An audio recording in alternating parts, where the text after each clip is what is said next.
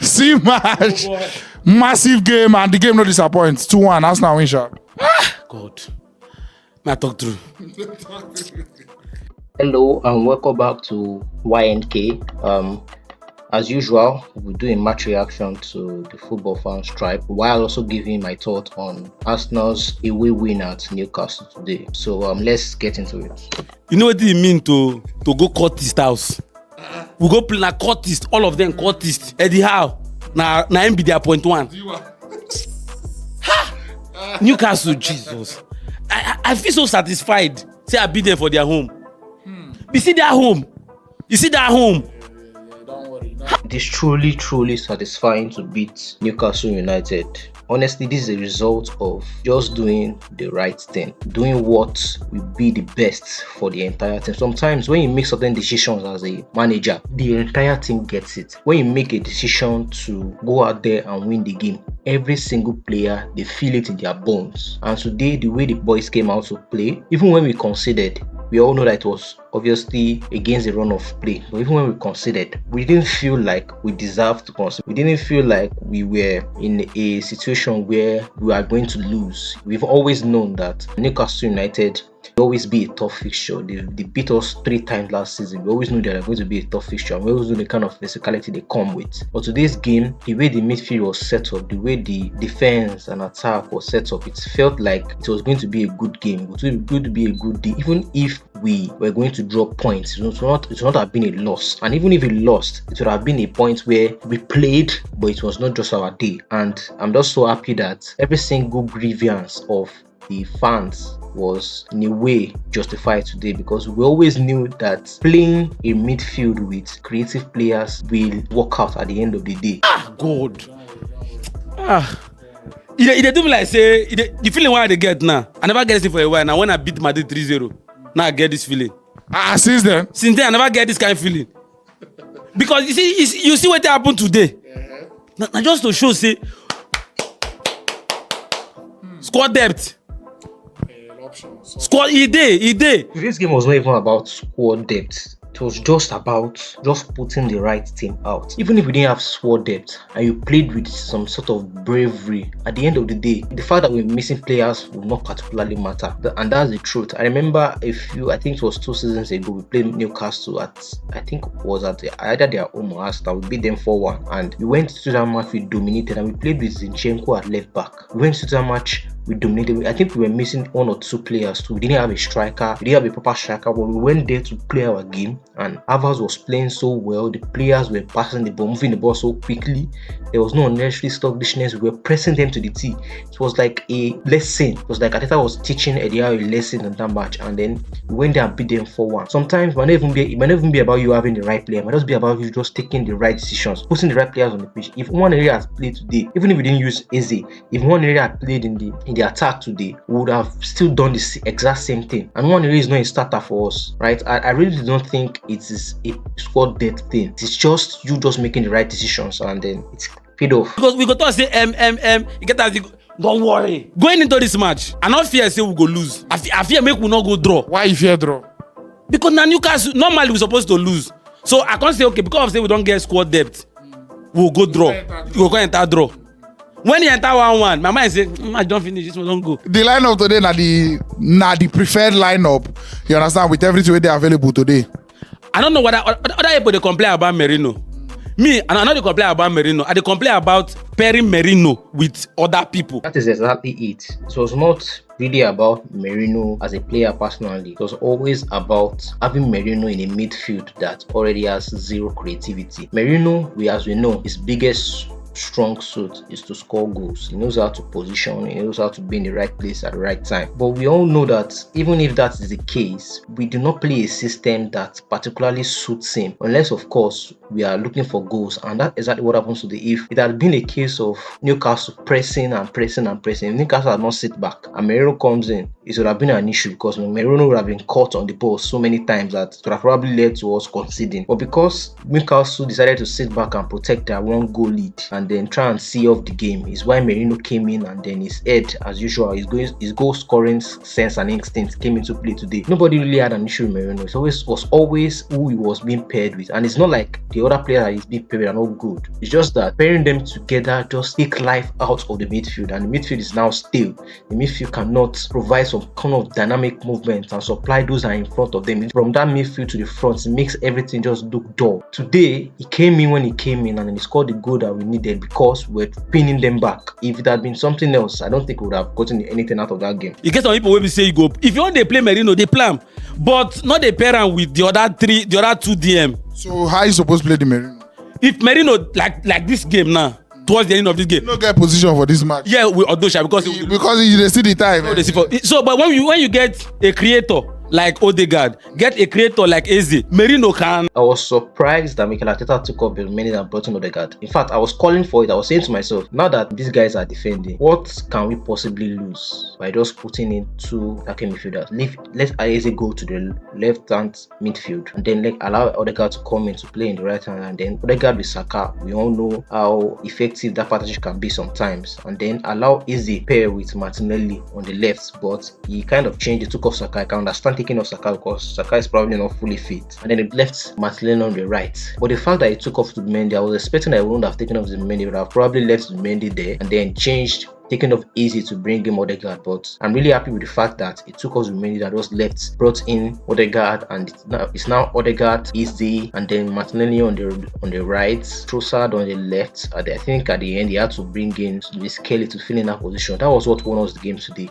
If Mikel Arteta has taken off Easy, we would have not won the game, we would have probably drawn that game. But Easy staying in that match today give us that win, and I'm really happy that at least to an extent he has learned the lesson, because what could have been the loss for us? We already 1-0 down. So just take the risk and bring on all our attacking creative players and let them create, let them do their job the way they are supposed to do their job, and let's see if we can get something positive out of that game. And did that, and then it led to a win for us. Merino go fit get bulk of the work.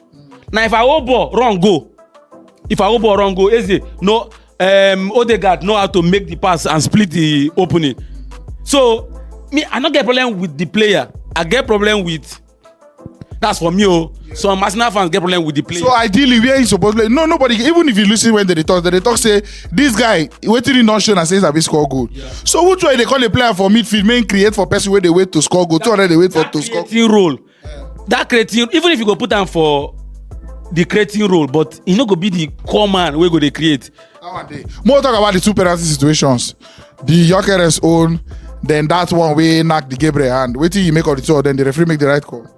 The first one, that's the penalty for me. I'm going to disagree with that. I don't think it's a penalty, and my reason is this. It was a back pass, and then Gyökeres made his move to get the ball. Yeah, he got the ball, but Nick Pope also got the ball. It's not like it is if it had been a case of Nick Pope came with 2 foot challenge, or came with a very strong force to stop the ball, and then he got little of the ball and then clattered Gyökeres out. Yes, I would agree that it was a penalty, but that was not the case today. They both approached the ball, and Nick Pope planted his foot on the ground to try and get the ball. It was an attempt to get the ball. It was not an attempt to get Gyökeres, and then he made contact. Even if the contact is very little, he still made contact. We've seen cases where very little contact has led to goals, very little contact has led to saves, very little contact has led to a particular pass, big chance being touted. Very little contact has led to people tripping, and then all sort of things. Very little contact is still part of football, and that very little contact for me today gave Pope the excuse. I don't think it's a penalty. If Gyökeres had not lifted the ball above him, and then there was contact, obviously there was contact, and I was seeing some people saying there is no contact. I don't understand what they are watching, but there was contact. But at the same time, Pope got to the ball. The fact that he got to the ball, for me, made it not a penalty. It was not a penalty in my opinion. If he had gone with full force, and then maybe he made little contact with the ball and then kicked Gyökeres, that would be a totally different story to tell, right? And that would mean that his intention was not to get the ball, his intention was to get the player. But that was not the case. He went there, planted his foot on the ground, tried to make contact with the ball, and then made contact with the ball, even if it was a slight touch. And obviously, he made contact with the player. So for me, it's not a penalty. It was the right decision from the referee. You know, if you can't tell me, say, because of the keeper touched the ball. When the keeper touched the ball not go out of play.